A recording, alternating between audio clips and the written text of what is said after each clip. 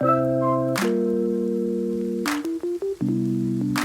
everyone and welcome back to my channel. I hope you're doing well because I think a little bit sick. My voice is I think you can hear it. I'm sorry, I'm working. Excuse you? Every time I start I got a little bit of the sniffles. My voice is weird. Seems like a great day, you know? Also, I just wanted to say something in general. Some people were unsatisfied with my last video because I censored so many words and names, and I just wanted to say, first of all, I'm sorry because I lashed out is maybe a little bit too much said, but I was pretty harsh in a comment and I wanted to say sorry and just explain a little bit why this is. And yes, it is true that many big channels don't need to be careful about what they're saying because they can swear and they can talk about certain topics without getting demonetized or without getting suppressed by the algorithm. But the suppression by the algorithm is sometimes not as obvious. Sometimes the video just does a little bit worse than usual. And partially demonetized, that's what happened to my video, even though I censored most of it. It is just for YouTube easier to demonetize smaller creators because we don't bring as much money as someone with, I don't know, 20 million subscribers. So they won't demonetize those people as easily than, for example, me, because I bring, I don't know, $5 to $10 a video, and it doesn't hurt them to demonetize me. And I think they do this because they think, okay, we force them into our set of rules. When they're small and when they're bigger, they're just used to those rules.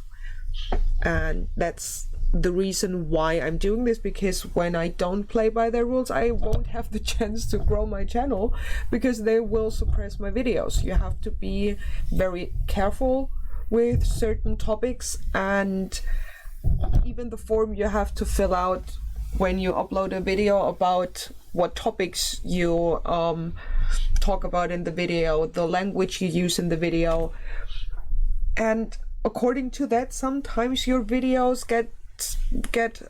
your video gets partially demonetized. That's just how it is, and I hope some of you know now why we censor certain things and why smaller creators have to be more careful than bigger. And I'm sorry when it's late at night and I'm tired. I get kind of temper tantrum sometimes. Just wanted to make that clear, and now let's jump into the video. I wanted to do a little easy video because I'm working on so many bigger projects at the moment. I feel like a real YouTuber. I do the costume for my second channel, link down below, just so you know. Also, I'm working on the part 2 of the Johnny Depp series and on another German idiot video for next week. So what? So I wanted to talk to you a little bit about Divergent because he uploaded a video called "We're Energy Batteries and We Glow," which is true to a certain extent.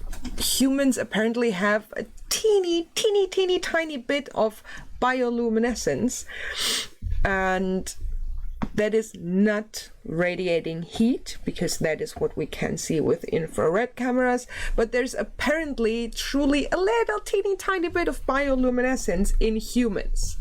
As far as I could find, it has to do with our metabolism and that our lipids interact with free radicals, which then in exchange produces some very dim visible light.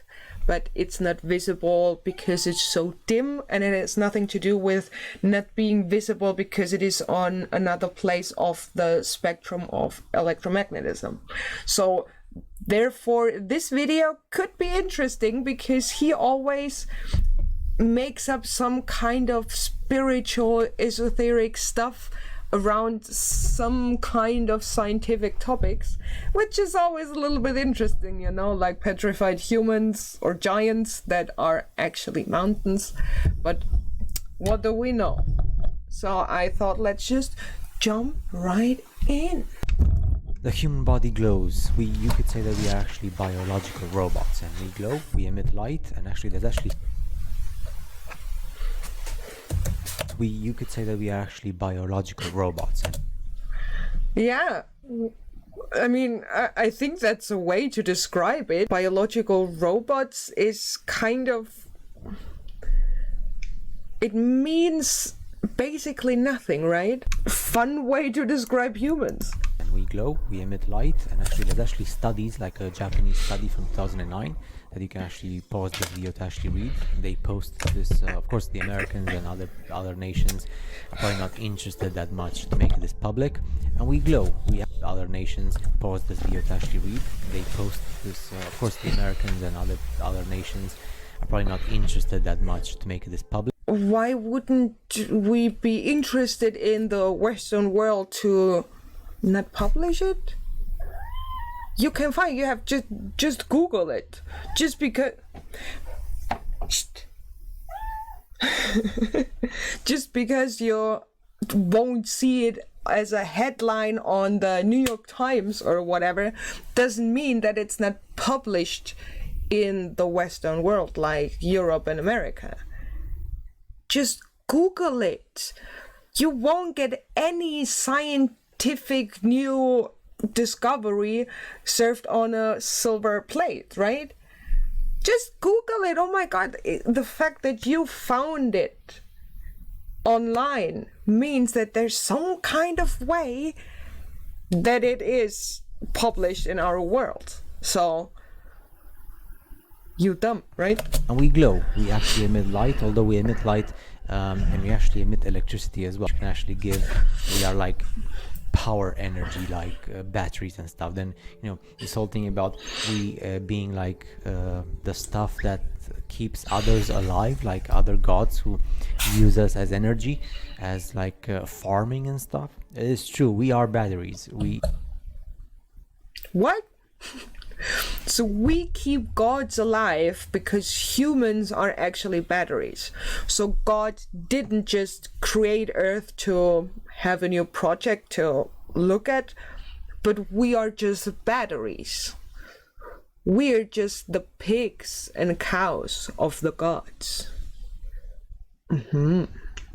That's new. The light that our body emits is 1,000 times less than the naked eye can see. So you need machines, and actually there's like Russian scientists and Russian studies that have done this, and because there's like other beings like jellyfish or like other insects or other beings that emit light, why not us as well? Because we are mammals in the end. We have these insects, as you know.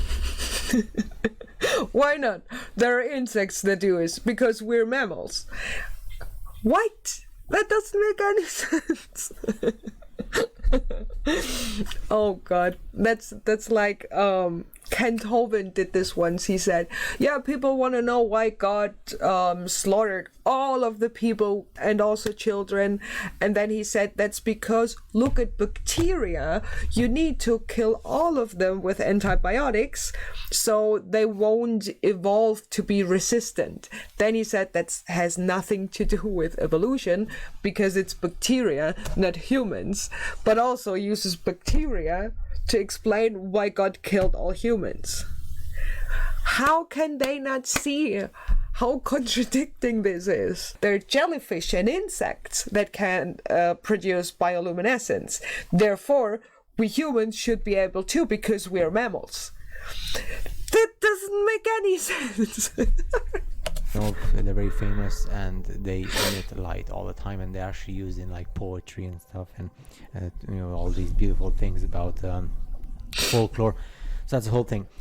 You would say Want to know something cute? I know in English they're called fireflies, which is kind of an appropriate name, but we call them glowwormies, kind of. In German it's Glühwürmchen. Würmchen is warm, but a tiny little one, a wormy, just a tiny one. And we call them glowwormies. I think it's cute. It's way cuter than fireflies. Hello? You would say, well, if you use machines, everything is vibration and frequency. What's the highest vibration? The highest vibration is 700 plus, which is enlightenment, and then joy vibrates at over 500, and then and it's expansive. So when you're like joy, it's something folklore. So that's the whole thing. You would say, well, if you use machines, everything is vibration and frequency.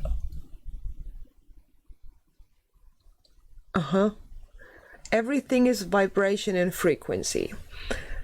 That sounds to me, a layperson, but not as lay as him, that would be the string theory. Hypothesis, string hypothesis. Nothing has been proven. It's a hypothesis. Stop calling it theory. But that's not what he's talking about. Surely it's not what he's talking about. Excuse me? Yeah, I'm talking to you. So, what kind of frequency is that? What was it? 500 plus? See what's the highest vibration? The highest vibration is 700 plus, which. What? Highest vibration is 700 plus. What? Per second, per minute, per hour? 700 plus what? Which is enlightenment, and then joy vibrates at over 500, and then and it's expansive. So when you're like joyful and happy, it's expansive as an energy field, and then fear or anger is 150 in terms of vibration, and it's contracting. So that's the whole thing. And then everything is energy. Energy doesn't get destroyed or created, it just changes.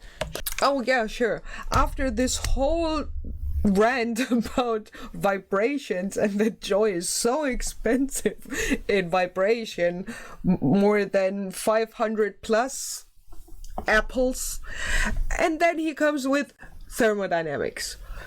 Of course. I'm just confused. What the hell is he talking about? Shape. So I'm sorry for those who actually those who actually say that we have eternal life. Yes, we do, as energy. So there's nothing about you after you die. There's no individuality anymore. You just become energy, and that energy just is part of the system again, because that's what we are. So yeah, I know it's unfortunate for those who actually want to have a happy eternal life in a garden somewhere and like drinking juice or like being with, I don't know what, God or whatever. So yeah, interesting stuff. I know it's too harsh and too hard to accept. I'm just being realistic and human, and yeah, we are. Yeah, he's very realistic in vibration of joy is very expensive. Super realistic. What we are batteries of energy, and science has proven that, and reality as well. So I'll see you guys in the next video. Science has proven that we're batteries of energy. I think that is part of the whole fairy tale you made up around the fact that humans emit some kind of visible light. You made that energy thing or that battery thing up for some gods, apparently. It's fun. He is, I think, a conspiracy theorist who's always a little bit more lighthearted. Just compare that to Sleeping Warrior or Nathan Oakley. Hell no. These guys made me so angry. He's just cutesy, right?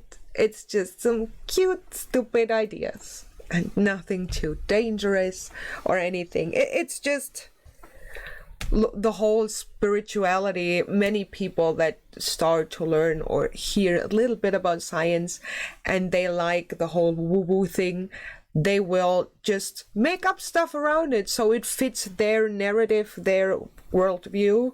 because many people struggle to change their worldview when we get new information about certain things, especially in science. So they change the discoveries to fit their worldview. But that's the wrong way to do it, just in general. That's proven by science.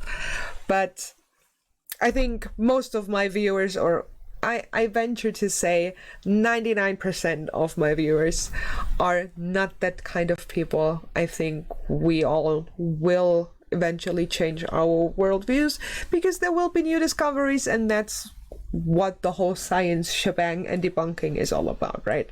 So thank you so much for watching. I will see you on Thursday with another video, and I hope you have a nice day. Bye!